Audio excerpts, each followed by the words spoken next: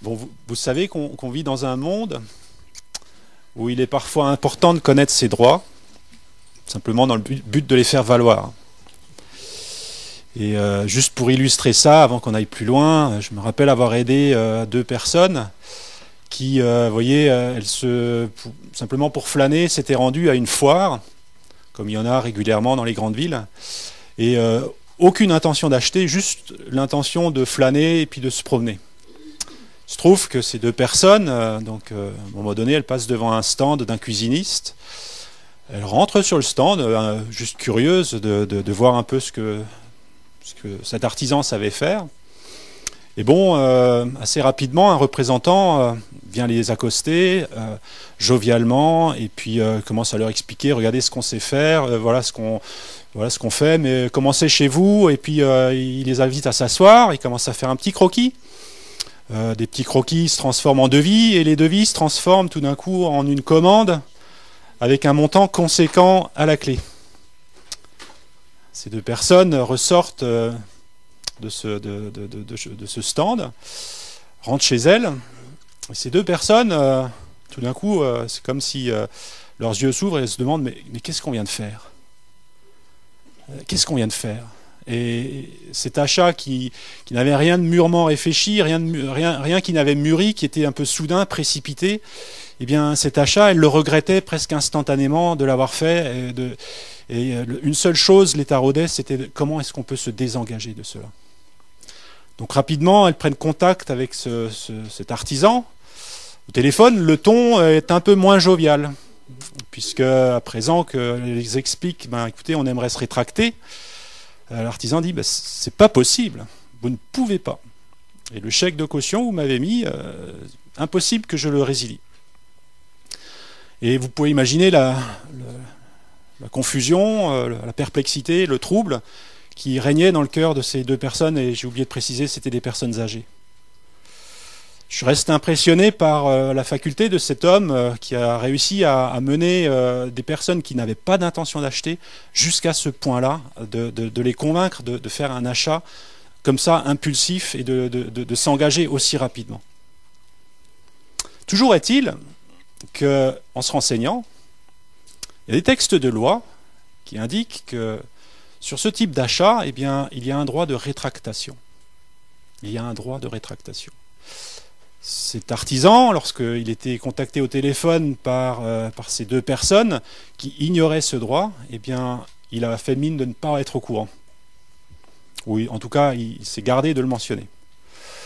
Lorsqu'on a appris que ce droit existait, qu'on l'a fait savoir formellement à cet artisan, bien sûr, il a continué d'opposer une résistance, mais rapidement, cette résistance qui était encore farouche est redevenue joviale lorsqu'il a vu que nous savions que nous étions dans notre droit.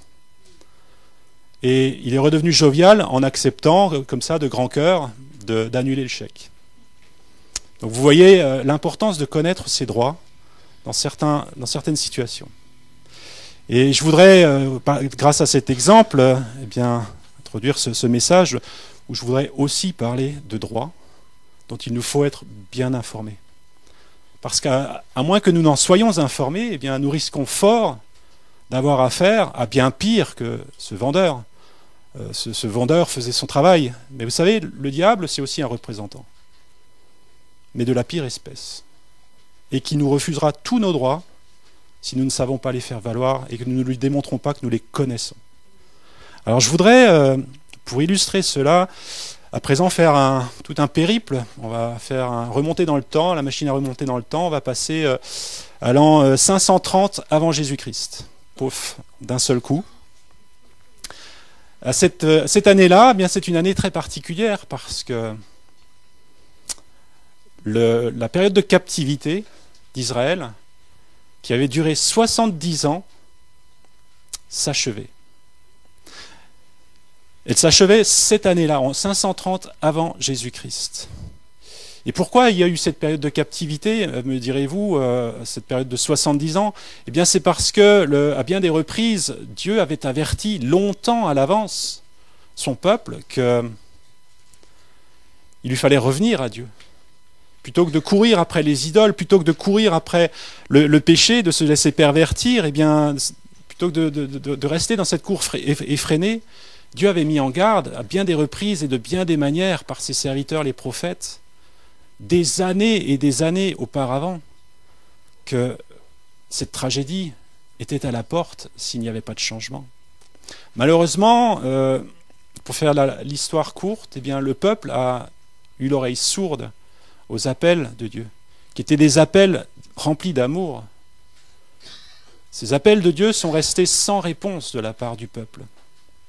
Et le peuple est allé droit à la tragédie en refusant de se détourner de son péché. Et cette tragédie eut lieu, si vous faites les calculs, 530 moins 70, ça fait en l'an à peu près moins 600 avant Jésus-Christ. À l'époque du roi Nebuchadnezzar. On va rester encore un tout petit peu dans le flashback, et puis après on va revenir à l'an moins 530. Il se trouve que aussi, en même temps que Dieu, au travers des prophètes, avertissait son peuple, eh bien, au travers notamment de la bouche du prophète Jérémie, quelques années avant que Jérusalem ne soit détruite, que le peuple soit emporté en captivité, Jérémie avait donné cette parole dans Jérémie 29, verset 10, « Mais voici ce que dit l'Éternel. Dès que 70 ans seront écoulés pour Babylone, je me souviendrai de vous, et j'accomplirai à votre égard ma bonne parole en vous ramenant dans ce lieu. » Vous voyez, donc, les nuages sombres sont encore en train de s'amonceler, puisque la tragédie n'a pas encore eu lieu, mais Dieu, il allume déjà une lumière d'espérance qui lui, à l'autre bout de ce sinistre tunnel, pour que la foi de ceux qui croient en lui puisse être fortifiée, afin qu'ils puissent tenir ferme.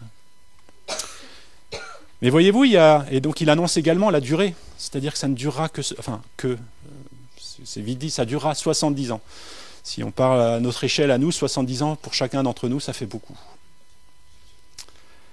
Mais Dieu, bien plus longtemps encore avant que le prophète Jérémie ne parle à ce sujet, ne fixe la durée, Dieu avait donné un autre détail important dans Ésaïe 44, verset 28, presque 100 ans auparavant encore, où il dit « Je dis de Cyrus, il est mon berger, et il accomplira ma volonté. Il dira de Jérusalem qu'elle soit rebâtie, et du temple qu'il soit fondé. » Vous voyez ici, dans ce verset, dit par Ésaïe, longtemps avant que ces nuages noirs ne se soient amoncelés, que la destruction de Jérusalem n'arrive, longtemps avant la déportation, eh bien Dieu, il y a comme un décret qui est émis. Je dis de Cyrus. Ce matin, nous avons chanté « Dieu dit et la chose s'accomplit ». Là, longtemps à l'avance, Dieu dit de Cyrus.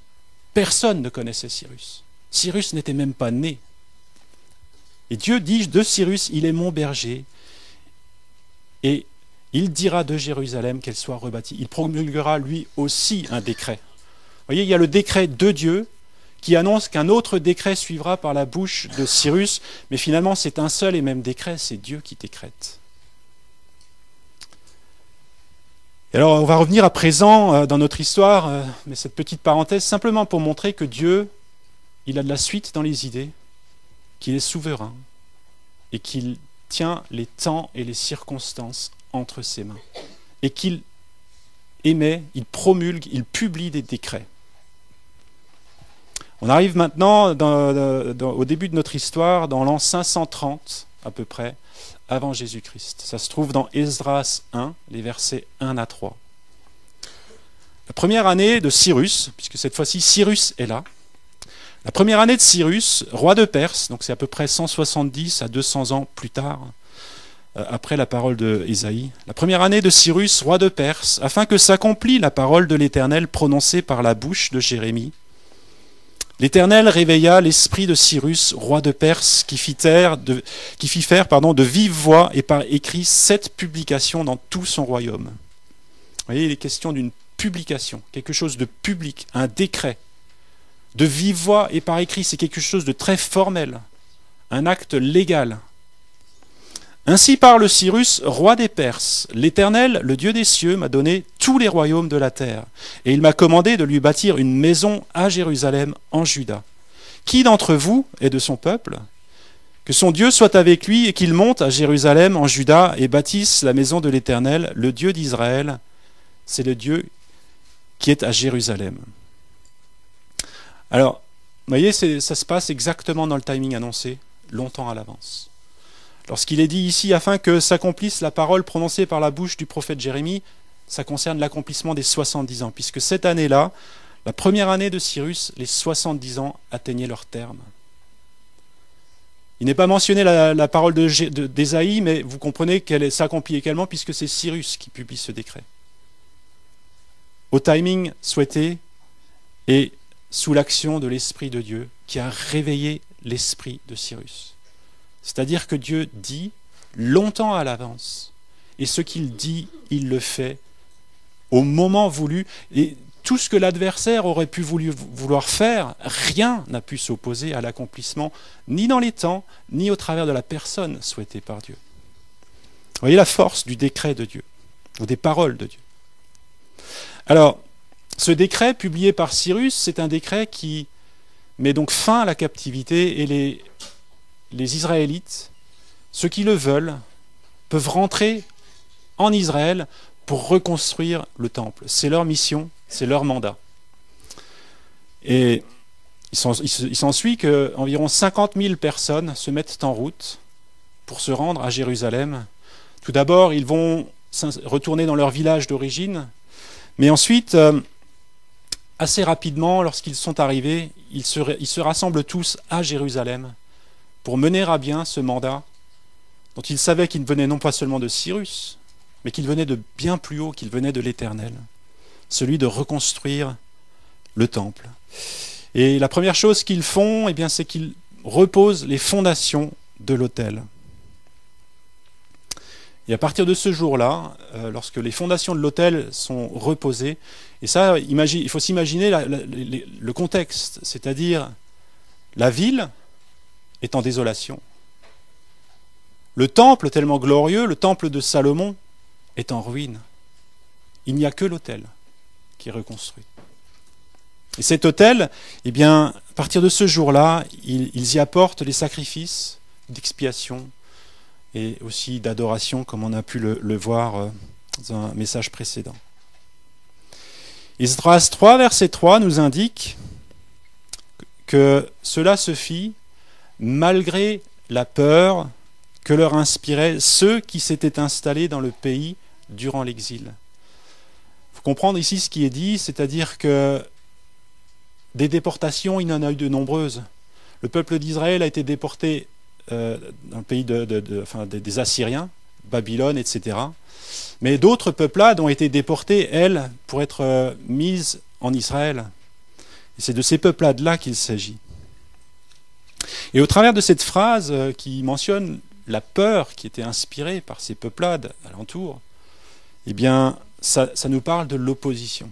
L'opposition qui n'est jamais loin lorsque il s'agit de faire la volonté de Dieu. Cette opposition qui peut se manifester de bien des manières. La peur en est une parmi de nombreuses. Mais voyez, fort du décret publié en leur faveur, les Israélites ne se sont pas laissés arrêter par ces intimidations. Il n'est pas expliqué comment cette peur était là. On peut comprendre que n'ayant aucune muraille pour les protéger, n'ayant aucune place forte, ils étaient à la merci de n'importe quelle troupe armée. 50 000, c'est beaucoup, mais en même temps, c'est pas tant que ça, surtout qu'il n'y a pas que des hommes de guerre dans les 50 000. Et vous voyez, lorsqu'on regarde autour, on peut promener des regards inquiets. Mais malgré cette peur et fort de ce mandat qui a été promulgué, ils se mettent au travail. Et ils ont posé les fondations et à présent, ils missionnent des tailleurs de pierre, ils missionnent des charpentiers, ils font chercher du bois, du cèdre du Liban en le commandant, etc. Et il nous est dit par rapport à toutes ces actions, Esdras 3, verset 7, ils agirent ainsi suivant l'autorisation qu'ils avaient eue de Cyrus, roi de Perse. On retrouve ici ce côté légal, vous voyez, ils ont fait valoir leurs droits. C'est parce qu'ils ont fait valoir leurs droits qu'ils ont pu obtenir toutes les matières premières, toutes les ressources nécessaires pour faire avancer les travaux. Et Esdras 3, verset 11 nous dit dans quelle atmosphère ça se faisait, puisqu'il nous est dit qu'ils chantaient, ils célébraient, louant l'Éternel par ses paroles. Car il est bon, car sa miséricorde pour Israël dure à toujours. Et tout le peuple poussait de grands cris de joie en célébrant l'Éternel, parce qu'on posait les fondements de la maison de l'Éternel. Vous voyez cette ambiance où il y a à la fois comme une inquiétude, mais il y a cette joie débordante qui est là, parce qu'ils savent qu'ils sont dans le plan de Dieu, parce qu'ils savent qu'ils font la volonté de Dieu, parce qu'ils font valoir aussi les droits qui leur ont été donnés au travers du décret. Tout avance et la peur initiale, on a presque l'impression qu'elle a disparu face à l'adversité. Mais l'adversité reste pas très loin, puisque vous savez que Satan, ça veut dire l'adversaire, ça veut dire l'accusateur. Adversaire, ça veut dire qui s'oppose, qui résiste, qui met toute sa force à s'opposer au dessein de Dieu. C'est celui qui s'oppose de manière systématique à tout ce que Dieu fait. C'est celui dans le cœur duquel il n'y a que rébellion, il n'y a que résistance, opposition au dessein de l'Éternel. Et celui dans le cœur duquel il n'y a que des accusations à l'encontre des saints, à l'encontre des enfants de Dieu. Il n'a de cesse d'accuser. Eh bien, Satan ne va pas rester les bras croisés face à ce progrès. Et il nous est dit dans le chapitre 4 que lorsque les ennemis apprirent que les fils d'Israël progressaient dans la construction du temple, eh bien, ils vinrent tout d'abord proposer leur aide. Ça paraît une démarche fort sympathique, sauf que les chefs d'Israël déclinèrent cette offre parce qu'ils discernèrent que l'intention en apparence amicale, joviale, derrière cette intention se cachait autre chose. Et ils le déclinèrent là aussi en s'appuyant sur le mandat, en disant « mais c'est à nous que le mandat a été donné, c'est pas à vous ».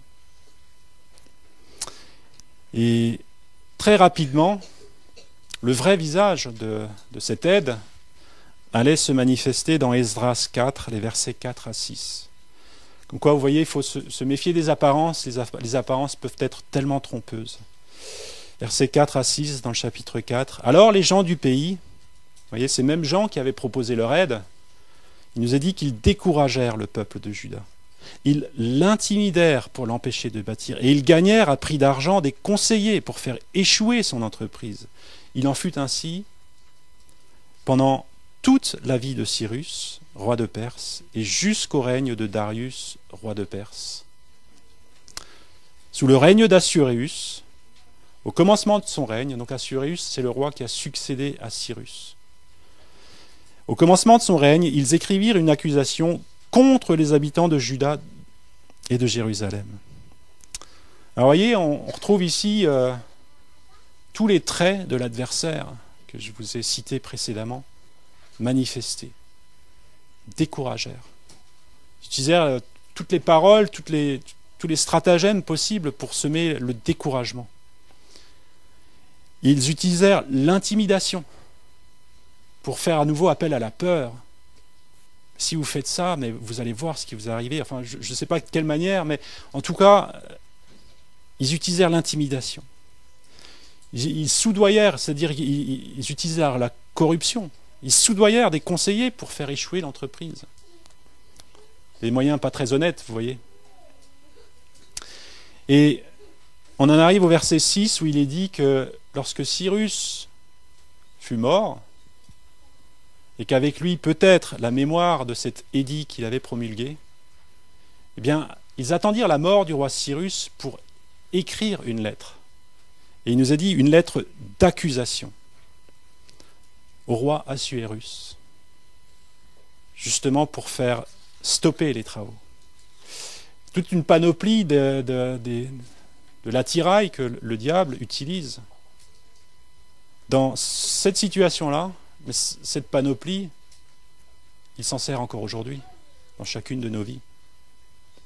Et cette lettre d'accusation fut écrite, vous voyez, tout au début du règne, donc la première, au commencement, c'est ce qui nous est dit du règne d'Assuérus. Assuérus, c'est le roi Cambyse aussi, enfin, il y a plusieurs Assuérus pour ceux qui sont un peu versés dans l'histoire.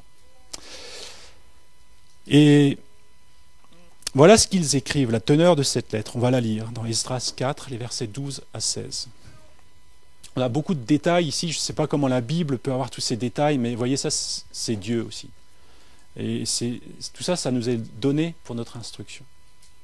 Un historien, je ne sais pas si un historien aurait réussi à rassembler tous ces éléments-là, mais la Bible les rassemble. Donc les opposants à Israël écrivent que le roi sache, donc en s'adressant à Assuérus, que le roi sache que les Juifs partis de chez toi et arrivés parmi nous à Jérusalem rebâtissent la ville rebelle et méchante. Ils en relèvent les murs et ils en restaurent les fondements. Que le roi sache donc que si cette ville est rebâtie et si ses murs sont relevés, ils ne payeront ni tribut, ni impôt, ni droit de passage et que le trésor royal en souffrira. Or, comme nous mangeons du sel du palais et qu'il ne nous paraît pas convenable de voir mépriser le roi, nous envoyons au roi ces informations. Vous voyez un peu la teneur de la lettre. Ils font comme s'ils se souciaient de l'intérêt du roi. Ils se font passer pour, une fois de plus, ces gens qui savaient se faire passer comme amicales et qui proposaient de l'aide ici, ils font mine de s'intéresser de ce qui concerne le roi, le trésor royal, etc. Je pense que c'était le dernier de leurs soucis. Et il continue en écrivant « Qu'on fasse des recherches dans le livre des mémoires de tes pères, et tu trouveras, et verras dans le livre des mémoires que cette ville est une ville rebelle, funeste au roi et aux provinces, et qu'on s'y est livré à des révoltes dès les temps anciens. C'est pourquoi cette ville a été détruite. Nous faisons savoir au roi que si cette ville est rebâtie et si ses murs sont relevés, par cela même, tu n'auras plus de possession de ce côté du fleuve. » Alors vous voyez un petit peu la teneur de cette lettre qui... Moi j'ai envie de le décrire ainsi, il y a une réelle perfidie dans cette lettre. Une réelle perfidie parce que elle s'appuie sur certaines vérités, mais en omettant l'essentiel. Il n'est nullement question ici, à aucun endroit, de l'édit du roi Cyrus. Cette lettre, elle renvoie bien avant, elle fait appel à des choses qui ont lieu avant l'édit du roi Cyrus. Et l'édit du roi Cyrus qui annule toutes ces choses. Il n'en est pas question ici. Il y a cette perfidie parce qu'au travers de ces demi-vérités, parce qu'effectivement, il s'est passé des choses à Jérusalem, des résistances, des faits d'armes, etc., face aux envahisseurs. Mais quel pays ne résisterait pas face à un envahisseur? Eh bien, face à il y a cette vérité partielle qui est donnée, face à laquelle on a l'impression qu'on ne peut pas contester. Mais cette vérité partielle, justement, elle est donnée avec comme objectif de ne focaliser que sur cette partie de l'histoire, en omettant la partie essentielle, qui est l'édit du roi Cyrus, qui est venu révoquer toutes ces choses. Toutes ces choses, c'est comme si elles n'existaient plus. Mais pourtant, c'est là, c'est sur ce qui précède, sur laquelle insiste cette lettre. Et qui utilise des termes, vous voyez, qui tordent ou qui font paraître comme encore pire, qui rajoutent à ces demi-vérités des termes comme une ville rebelle, funeste au roi. Et d'ailleurs, précise des mensonges aussi, puisqu'ils ne sont pas en train de rebâtir la ville, ils sont en train de rebâtir le temple, vous voyez. Enfin, tout un tas de choses qui, si on lit superficiellement la lettre, on pourrait dire, bon, c'est pas faux. Et d'ailleurs, le roi Assuérus, lorsqu'il reçoit cette lettre, il va faire vérifier dans ses archives. Et effectivement, comme on l'a mis sur la piste de chercher des faits de rébellion dans cette ville, et qu'on ne l'a pas du tout orienté dans le fait de chercher autre chose, l'édit du roi Cyrus, par exemple, eh bien, il va trouver ces choses, parce qu'elles ont eu lieu. Et donc, le résultat qui s'ensuit, c'est que le roi Assuérus, qui trouve effectivement qu'il y a eu des actes de rébellion, qui trouve qu'il y a eu des actes de résistance dans cette ville, qui trouve qu'il y a eu des rois glorieux, pensez au roi David, pensez au roi Salomon, etc., qu'il y a eu des rois glorieux qui ont dominé sur une large partie de la terre de ce côté-ci du fleuve, eh bien, il donne du crédit à ces demi-vérités. Et il en résulte que le courrier qui revient de Babylone vers la terre de Palestine, c'est que le roi Assuérus interdit la poursuite des travaux. Esdras 4, verset 24. Alors s'arrêta l'ouvrage de la maison de Dieu à Jérusalem, et il fut interrompu jusqu'à la seconde année du règne de Darius, roi de Perse. Donc là, on est au début du règne d'Assuérus, et il a interdit les travaux jusqu'à la pendant tout son règne à lui, et ça a poursuivi jusqu'à la deuxième année du règne de Darius, roi de Perse.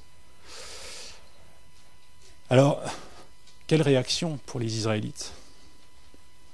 En termes de durée, quand même, pour qu'on réalise les durées, ça c'est écrit en quelques lignes dans la Bible. Le règne d'Assuérus a été de 7 ans et 5 mois. La lettre qui lui est parvenue, c'était au début de son règne. Et il y a 2 ans aussi du règne de Darius, donc on peut imaginer qu'il y a facilement 7 ans, voire plus, d'interruption des travaux. Alors, si j'étais à la place des Israélites et que je reçois une telle nouvelle, je me poserais beaucoup de questions. Vous voyez, ils sont partis pleins d'entrain, ils sont partis pour exécuter le mandat qu'ils avaient reçu, et ils savaient de qui ils le tenaient, ce mandat. Ils ont commencé avec succès, avec réjouissance, et là voilà que tout s'arrête. Pas juste pendant une journée, pas juste pendant une semaine, mais pendant 7 ou plus longues années. Je ne sais pas quel genre de questions tournerait dans nos têtes, dans ma tête, face à cela. Certaines auxquelles je pense, c'est que Dieu, est-ce que tu nous as abandonnés? Est-ce que tu es toujours là? Est-ce que tu es toujours dans cette affaire? Est-ce qu'on a commis une faute pour que tout s'arrête? Est-ce que nous sommes, finalement, est-ce que le péché dont nous sommes coupables, le péché de nos pères, celui qui nous a valu toute cette déportation, est-ce que finalement tu t'en souviens et tu as changé d'avis, tu ne veux plus qu'on te construise cette maison? Vous voyez toutes les pensées de culpabilité? Ou bien encore, est-ce que nous nous sommes trompés? Est-ce que c'est réellement le temps de rebâtir ta maison? Est-ce qu'on a bien entendu? Est-ce qu'on a entendu les détails concernant le temps? Oui, on a entendu qu'il fallait rebâtir, mais est-ce que c'est le bon moment de rebâtir? Et taraudés par toutes ces questions, pendant toutes ces années, bien là où ils étaient tous revenus à Jérusalem pour se mettre ensemble et pour construire, à présent, à l'épreuve de ce temps, qui a dû paraître bien long, eh bien, chacun est retourné dans sa ville, dans sa maison, de là où il venait d'avant la déportation, là où sa famille venait d'avant la déportation. Et chacun a entrepris de commencer à rebâtir sa propre maison, ne sachant pas quoi faire d'autre. Puis vient la mort d'Assuérus, et Darius lui succède sur le trône.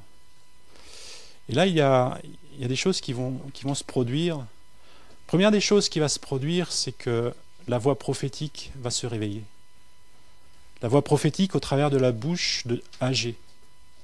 Agé qui va prophétiser, qui va parler, vous voyez, face à ce questionnement, qui a trouvé une sorte de réponse implicite dans les actes des Israélites, qui se disaient, mais est-ce que c'est vraiment le temps de construire la maison de l'Éternel, et qui s'en sont retournés sans avoir de réponse, mais qui ont construit leur propre maison, qui se sont éloignés de Jérusalem? Eh bien, Agé leur dit, dans Agé, le chapitre 1er, les versets, on va lire quelques versets, on va commencer par lire le verset 2. « Ainsi parle l'Éternel des armées. Ce peuple dit, le temps n'est pas venu, le temps de rebâtir la maison de l'Éternel. » Vous voyez, reprend cette question, cette conclusion à laquelle le peuple était arrivé, de par les circonstances, de par les événements. Au verset 4, toujours Dieu qui parle. « Est-ce le temps pour vous d'habiter des demeures lambrissées quand cette maison est détruite ?» Verset 6. « Vous semez beaucoup et vous recueillez peu. Vous mangez et vous n'êtes pas rassasiés. Vous buvez et vous n'êtes pas désaltérés. Vous êtes vêtus et vous n'avez pas chaud. Le salaire de celui qui est gage tombe dans un sac percé. Ainsi parle l'Éternel des armées. Considérez attentivement vos voies. Montez sur la montagne et apportez du bois et bâtissez la maison. J'en aurai de la joie et je serai glorifié, dit l'Éternel. Vous voyez l'Éternel qui dit, face à cette conclusion à laquelle le peuple est arrivé, qui dit, mais est-ce le temps de construire la maison de l'Éternel? L'Éternel dit même, vous dites, le temps n'est pas venu. Eh bien, Dieu prend à contre-pied cette conclusion face aux circonstances. Cette mauvaise conclusion face à ces circonstances adverses, en leur disant, oui, c'est le temps. Oui, je vous demande de construire ma maison. Oui, j'y prendrai de la joie. Oui, je serai glorifié.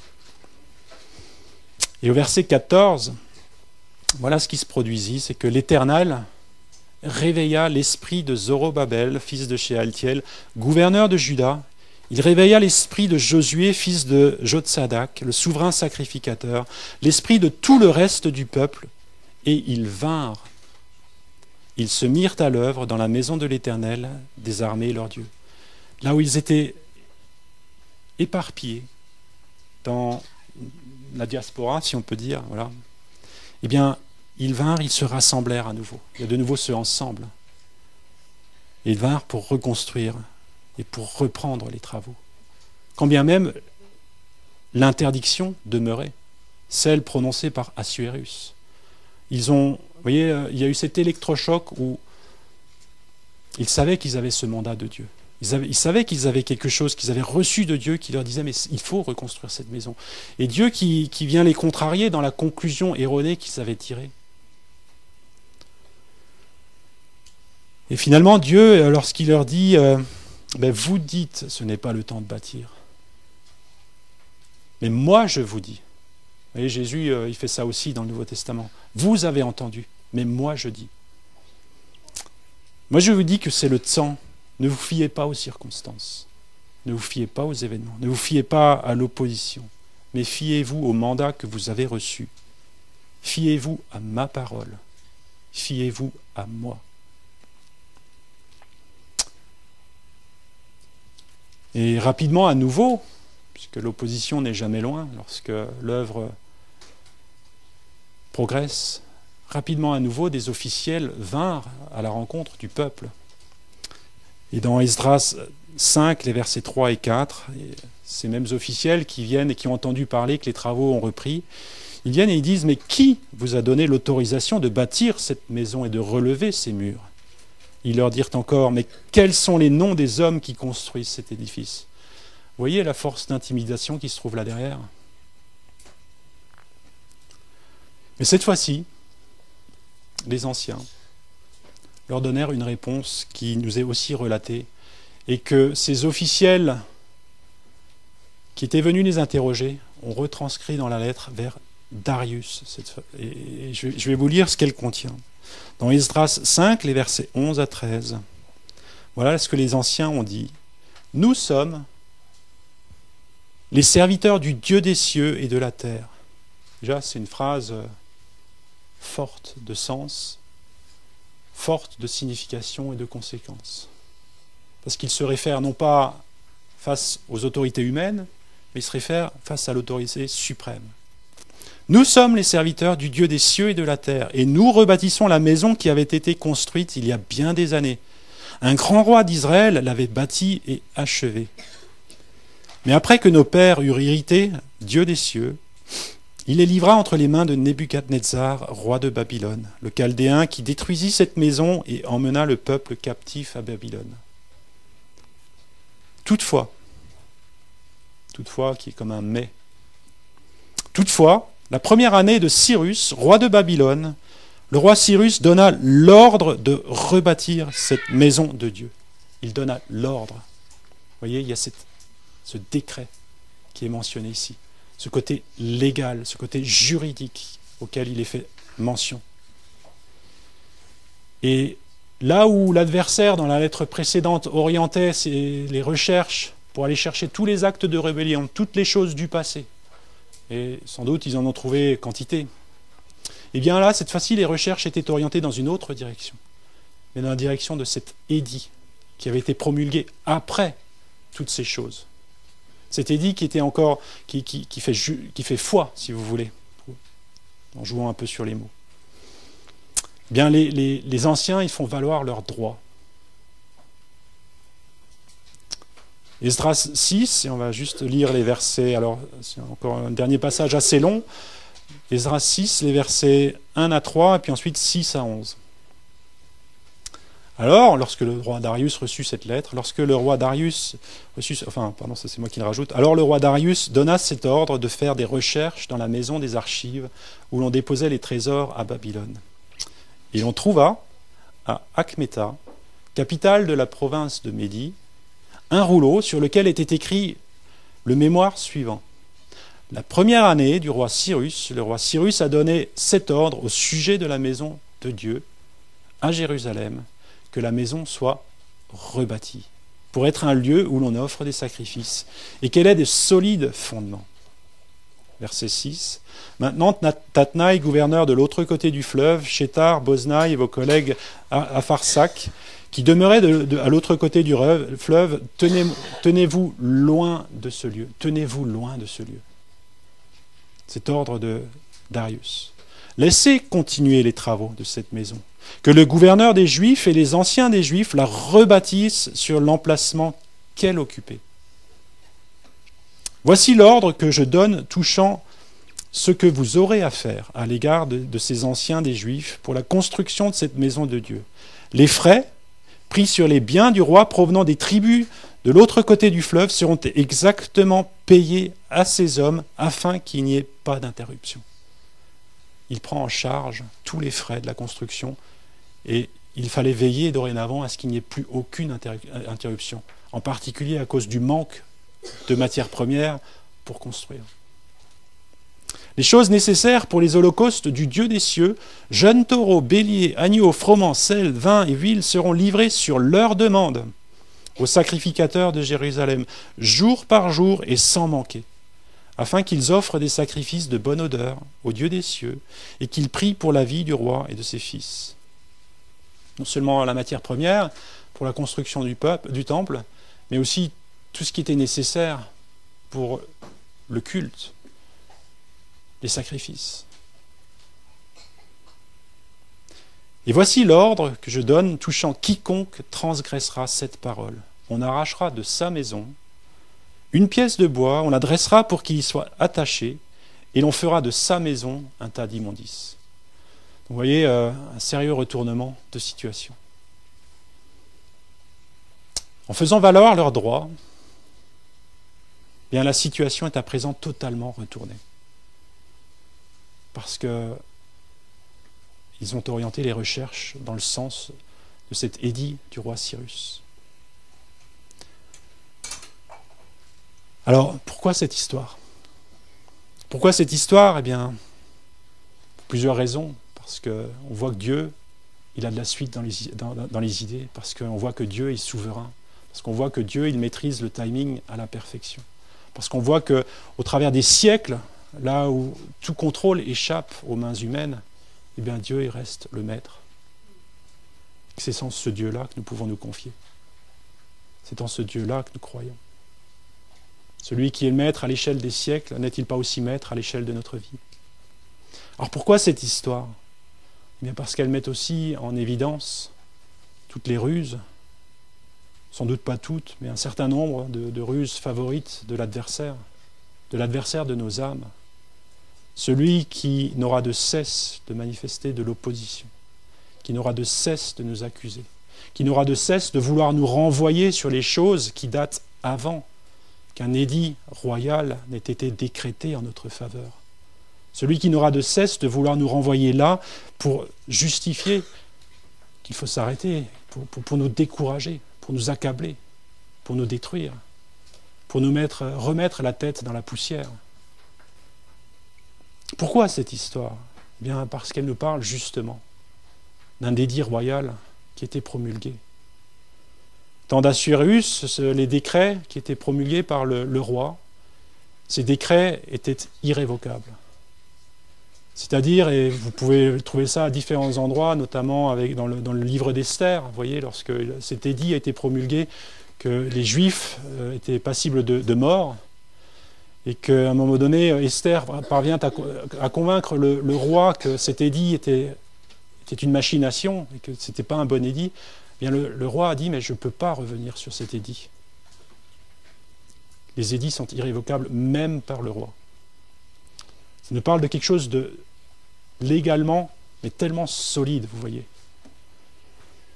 Eh bien, l'adversaire a tout fait pour essayer de mettre en oubli, de mettre sous le tapis cet édit. De la même manière qu'il le fait dans nos vies, face à un édit royal bien plus important, face à un édit émis par un roi bien plus éminent que le roi Assuérus, le roi Cyrus ou le roi Darius, aussi prestigieux furent-ils. Le décret qui a été publié en notre faveur, c'est un décret qui a été publié par le roi des rois. Et ce même roi des rois qui a une vision longue sur l'échelle du temps, mais qui a une mémoire infaillible. Ce roi des rois, vous voyez, Cyrus est mort. Et l'adversaire a attendu la mort du Cyrus pour essayer d'attaquer ce décret. Notre roi des rois, il est vivant pour toujours.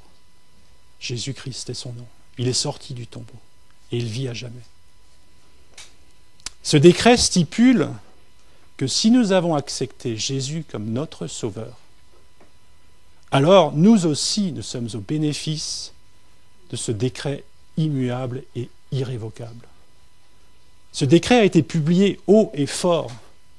Au temps de Cyrus, le décret a été publié, vous voyez, de manière écrite, de manière orale. Ce décret qui nous concerne a été publié haut et fort sur la place publique. Et c'est du haut de la croix que Jésus, devant tout le monde assemblé, toutes les nations qui étaient là pour la Pâque, a dit haut et fort, tout est accompli. Tout est accompli. Tout est accompli, tout est payé. L'acte, ou bien, si vous préférez, la lettre, pour faire allusion à ce que nous avons lu dans cet épisode d'Esdras, la lettre dont les termes nous étaient contraires, chargée d'accusations, de perfidie de l'adversaire, qui nous renvoie sur des choses répréhensibles que nous aurions pu faire, eh bien, cet acte, il est effacé. Il est effacé. Comment ? Par le sang de Jésus. C'est scellé du sang de Jésus que cet édit a été promulgué. Pour expier nos fautes. Et pour décréter ce tout accompli. Tout accompli, tout est payé. Les choses anciennes, celles vers lesquelles l'ennemi ne cesse de vouloir nous ramener, ces choses anciennes, elles sont passées. Il y a cet édit qui fait foi désormais. C'est sur lui que nous pouvons nous appuyer. C'est lui qui nous fait faire valoir face aux accusations de l'ennemi.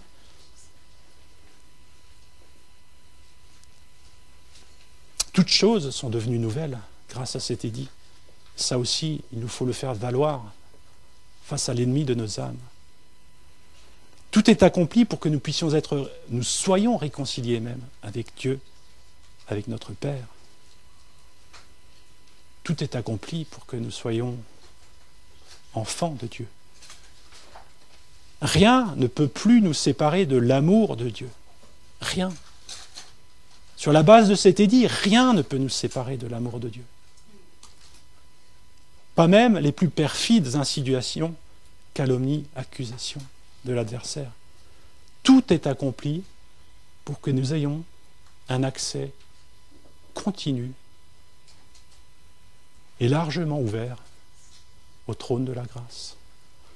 Vous voyez là où, ça c'est une différence notable entre ce qui s'est passé au temps d'Esdras et ce qui nous concerne nous aujourd'hui, c'est que les Juifs en Israël, ils n'avaient pas accès au trône du roi. C'est la raison pour laquelle ils ont eu tant de difficultés à faire entendre leur voix. Nous avons un accès permanent, continu, devant le trône de celui qui subsiste à jamais. Ce trône de grâce, pour faire entendre nos besoins, pour obtenir le secours au temps opportun. Alors vous voyez les choses précieuses qui nous sont réservées par le moyen de cet édit. Et ce qui est fort, c'est le côté légal. Si nous saisissons le côté légal de ces choses, ça nous donne une telle force, une telle assurance. Ce n'est pas basé sur nos émotions, ce n'est pas basé sur nos sentiments, ce n'est pas basé sur rien qui nous concerne, c'est basé sur ce que Dieu a décrété dans sa souveraineté, avec son autorité, avec ce côté irrévocable. Il nous faut être bien au fait de nos droits. Il nous faut être bien au fait de tout ce qui découle de cet édit, de ce caractère légal, pour ne pas nous laisser embrouiller par toutes les manigances de l'ennemi, pour ne pas nous laisser embrouiller par toutes les accusations de l'ennemi. À chaque fois que nous revenons là, vous voyez la différence que ça a fait pour le peuple d'Israël lorsqu'ils ont commencé à faire valoir leurs droits. Tout a changé. Tout a changé. Tout ce qui était fermé, tout ce qui était inaccessible, cette haute montagne dont il est dit, dans Agé ou dans Zacharie, je ne me rappelle plus. Qui es-tu, haute montagne, devant Sion? Tu seras aplani. Et cette montagne a été aplanie. Parce qu'ils ont fait valoir leurs droits. Et derrière ce côté légal, c'est pour stimuler notre foi. Cette foi qui s'appuie sur quelque chose de solide et qui va bien plus profond que nos sens et nos sentiments. Vous voyez, si je reviens à mon anecdote du début, si on s'appuyait sur les émotions pour faire face à cet artisan, eh bien, on a essayé, ça n'a pas marché. Par contre, lorsqu'on a fait valoir un caractère légal, je peux vous dire que l'ennemi, c'est un grand juriste. Il connaît ses droits. Ils ne sont pas nombreux, mais il connaît nos droits aussi. Il fera tout ce qui est en son pouvoir pour nous cacher nos droits. Et à partir du moment où il sait que nous savons, que nous connaissons nos droits, vous voyez combien ça change la situation. C'est important de connaître nos droits. Et je voudrais conclure avec ce dernier verset qui se trouve dans Apocalypse 12, verset 11, où il nous est dit « Ils l'ont vaincu à cause du sang de l'agneau et à cause de la parole de leur témoignage. »